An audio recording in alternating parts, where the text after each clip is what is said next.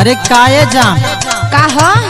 हाई काजर लगा के और घघरा पहन के कहाँ मटक मटक के जाता रू हो। अरे हम चाहे जहाँ जाई तो हर कहे छाती फाटा था। सुना का बोला? मटकी मटकी चला पेनी के घघरवा हो, मटकी मटकी चला पेनी के घघरवा हो, जान मारे आँखी के काजरवा ना। अधर ना बोलत हवा।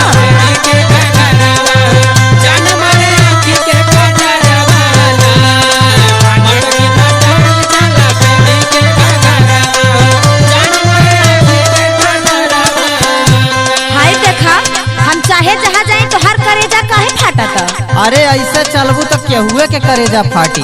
अधर मत बोला, हमार सुनो। सुनावा काहे खातिर फाटा तावे तोहारो करे जावा हो, काहे खातिर फाटा तावे तोहारो करे जावा हो, देखी मोरा आँखी के काजरावा ना।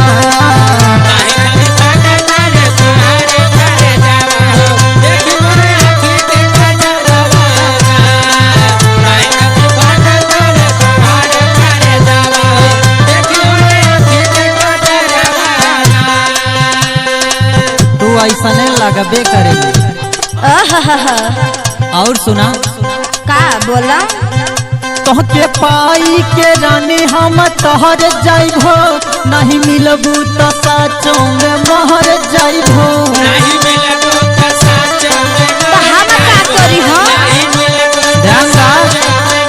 अच्छा तोहके पाई के रानी हम तोहर जाइबो, नहीं मिलबू तो साचों में महर जाइबो।